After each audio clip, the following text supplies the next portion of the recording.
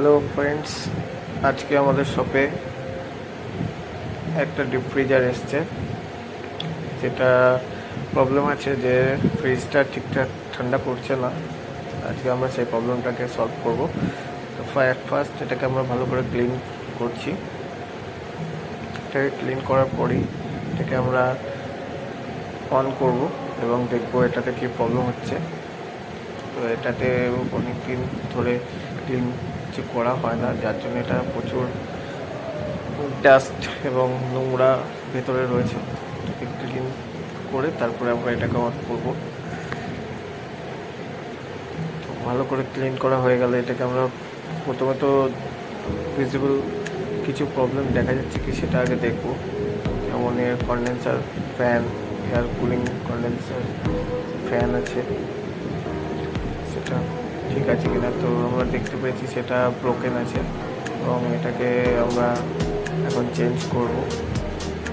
একটা নতুন ফ্যান আমরা এখানে লাগাচ্ছি।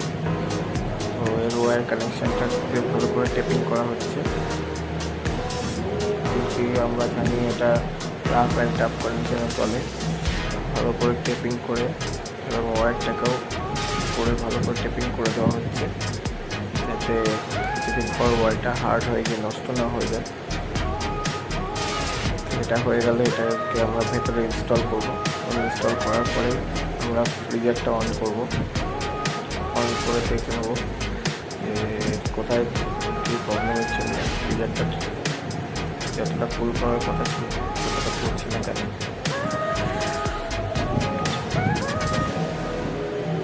ফ্যানটাকে ইনস্টল করছে, দেখতে পাচ্ছ ভেতরে কতটা কি ক্লিন হয়ে গেছে। তো এরা দুজনে এটাকে করেছে, ভালো করে ক্লিন করেছে। তো সুন্দর ক্লিন করেছে, সেজন্য ওদেরকে আমি একটা থ্যাঙ্কস জানাবো। তো এখন এটা ইনস্টল হয়ে গেছে ফ্যানটা, এবং আমরা ফ্যানটাকে অন করেছি এবং দেখতে পাচ্ছ এটা ফ্যান চালু হয়ে গেছে। আর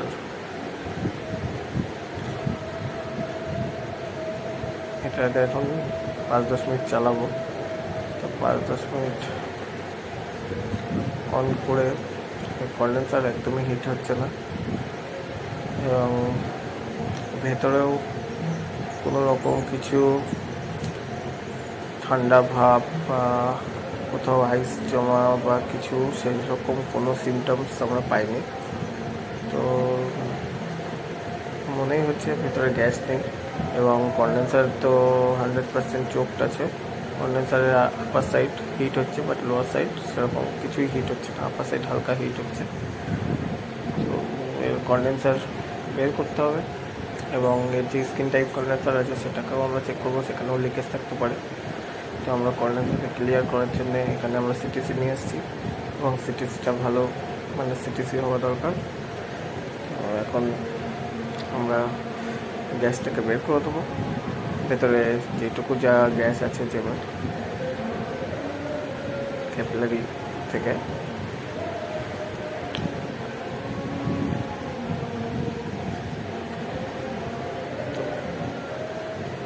আমরা ক্যাপিলারি ড্রায়ার দিয়ে গ্যাসটাকে বের করে দিচ্ছি। এরপরে আমরা কন্ডেন্সারটাকে কম্প্রেসার থেকে খুলে নিয়ে ওটার ভেতরে সিটিসি দিয়ে কন্ডেন্সারটাকে ফ্ল্যাশিং আউট করে দেবো। দিলে কন্ডেন্সারটা ক্লিয়ার হয়ে যাবে।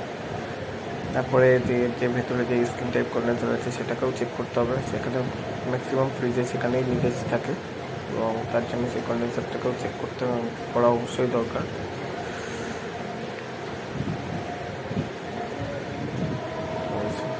ভেতর দিয়ে যতটুকু গ্যাস বেরোতে দিচ্ছি, ভেতর থেকে গ্যাসটা বেরিয়ে গেলেই আমরা কন্ডেন্সারটাকে কম্প্রেসার থেকে টর্চের মাধ্যমে খুলে দেবো। এখন ব্রেজিংটাকে আলাদা করে দেওয়া হচ্ছে কম্প্রেসার থেকে কন্ডেন্সারে হয়ে গেছে এবং আমরা এবার কন্ডেন্সারটাকে খুলে দেবো। তো কন্ডেন্সার এবার বাইরে বের করে নিয়ে এসেছি আমরা। নিয়ে এসে এখানে একটা মাথায় এনার্জি ছেড়ে দেওয়া হচ্ছে। এবার সিটিসিটা দিয়ে আমরা আমরা একটা সিরিঞ্জের মাধ্যমে এটাকে পুশ করবো।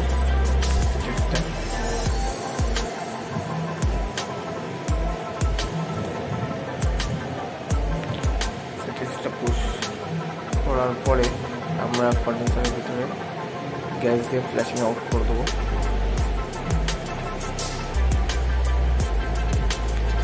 এর ভেতরে যা কিছু ডাস্ট নোংরা যা আছে সেটাকে সবটাই বের করে দিতে হবে।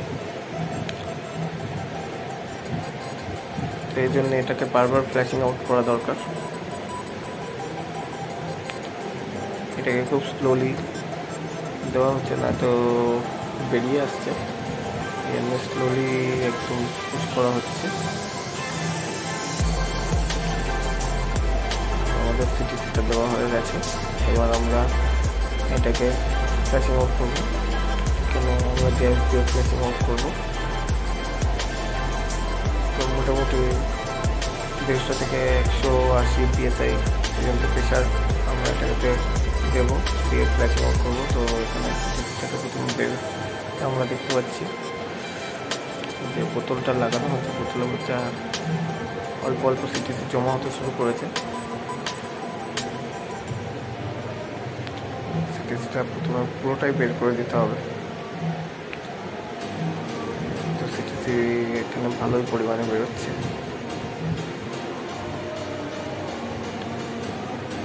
সিটিসি যেহেতু এয়ারের জন্য আমাদের পরিবেশের জন্য খুব ক্ষতিকর, তাহলে সিটিসিটাকে আমরা একটা বোতলে কালেক্ট করে নিলাম। এবার এটাকে আমরা ফ্ল্যাশিং আউট করে দেবো। এখানে আমরা 160-70-80 PSI পর্যন্ত প্রেশার দিয়ে এটাকে ফ্ল্যাশিং আউট করা হচ্ছে। এর ভিতরে সমস্ত যা কিছু নোংরা আছে সব বেরিয়ে যেতে পারে, এই জন্যে আমরা এটাকে পুরোটাই বের করে দিচ্ছি। ভিতরে কোনো রকম নোংরা থাকলে আবার একই সমস্যা হবে, সেই জন্য এটাকে বারবার ফ্ল্যাশিং আউট করা হয়েছে। করে আমরা স্যাটিসফাইড হলে তারপরে এটাকে কম্প্রেসারের সাথে আবার আমরা ড্রেসিং করে এটাকে লাগিয়ে দিয়েছি। এবং এর আউটসাইডে একটা স্কিন টাইপ কন্ডেন্সার আমরা লাগিয়ে দিয়েছি, যেটার এর ভেতরে যে কন্ডেন্সারটা ছিল সেটা নষ্ট হয়ে গেছে, সেটার চোখ এবং লিকেজ দুটোই পেয়েছি। সেই জন্য বাইরের সাইডে এই কন্ডেন্সারটাকে লাগানো হয়েছে।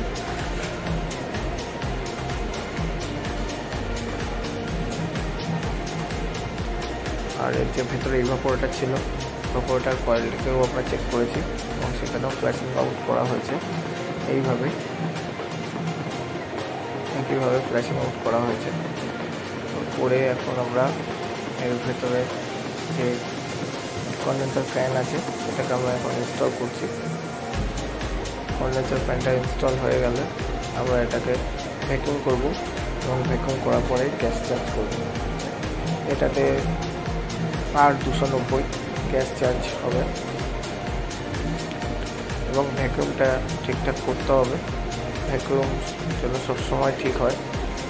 ভ্যাকুয়াম ঠিক না হলে এটা পরে আবার চোকিং সমস্যা করবে এবং ঠিকমতো যে আমাদের টেম্পারেচার দরকার সেই টেম্পারেচারটা কখনোই আসবে না, যার ফলে আবার প্রবলেম হতে পারে। সেই জন্য আমরা ভ্যাকুয়ামটা একদম ঠিকঠাক করতে হবে। এখানে আমরা আধা ঘন্টা ভ্যাকুয়াম করেছি। করার পরে আমরা যে টেম্পারেচার সেটাতে পেয়েছি, এখানে -30-এ কাটা আছে। এবার আমরা আর 290 গ্যাস চার্জ শুরু করেছি।